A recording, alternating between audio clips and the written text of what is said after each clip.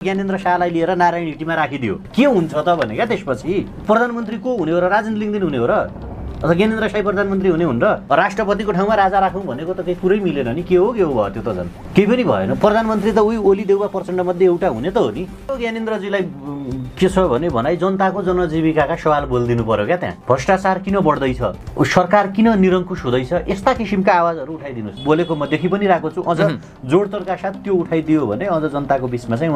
उहाँको साप राम्रो होला भन्ने बुझाइ मेरो हो हेर्नु ओलीले के गर्यो देउबाले के गर्यो त्यो उनीहरूले जान्नु अब काम गरेर देखाउँछौ कांग्रेस एमाले मिल्छौ के चाहिँ काम गरे त उनीहरूले ओली मलाई अदालतबाट पदच्युत गराउने भए त्यही भएर मलाई मुद्दा हाल्यो यो पनि राख्नु भएको छ उहाँको 7 महिनामा 4 महिना जति त मेरो पद जाँदैन यो सरकार ढल्दैन भन्नमै बितेको छ उनीहरूले काम के गरे आफ्ना मान्छेको मुद्दा फिर्ता लिने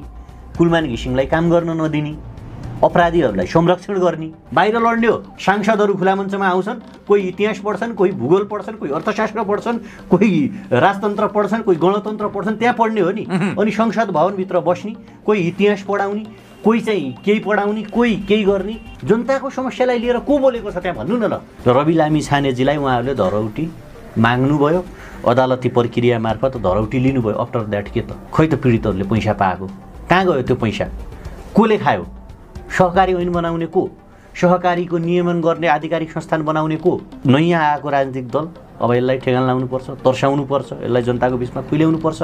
भन्ने मेन्टालिटीबाट उहाँहरू अगाडि बढेको हो भन्ने कुरा त प्रमाणित भइसक्यो संसदीय छानबिन समितिले जुन प्रतिवेदन बुझायो त्यसका आधारमा के कारबाही भयो त पानी जहाज कहाँ चलाउने हो र बागमतीमा पानी जहाज चल्छ र समुद्र हुनु परेन पानी जहाज चलाउनलाई के भनेको त्यो कस्तो खाले भिजन हो त्यो पर्वतदेखि रेल यहाँदेखि त्यहाँ टिकट काट्नु पर्दैन भन्नुहुन्थ्यो कहाँ छ त खै 1 इन्च कहीँ सर्वे पनि गरेका छैन उहाँले सुखी ओली समृद्ध ओली भन्न पाइयो उहाँहरू त सुखी हुनुहुन्छ नि उहाँहरूको गरिब छ के भने ट्रम्पले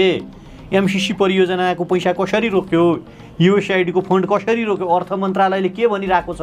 गाह्रो छ यहाँ अर्थतन्त्र धान्न अब विदेशी फन्ड नआउने भयो यो पनि राख्नु भएको छ उल्टै त्यहाँ लेख्यो भनेर अहिले त झन् सामाजिक सञ्जाल नियमन विधेयक पो ल्याउन थाले हेर्नुहोस् पूर्व विशिष्टहरूलाई आजीवन सेवा सुविधा होइन नेपालीलाई र नेपाललाई लुटेको हुनाले पटक पटक यिनीहरूले अन्याय गरेको हुनाले पदमा बसेर पनि केही काम नगरेको हुनाले यिनीहरूलाई बाँचुन्जेल जेलमा हाल्नुपर्छ भन्ने मेरो मान्यता छ क्या विद्या भण्डारीका छोराछोरीहरू यत्र के गरेर बसिरहेछन्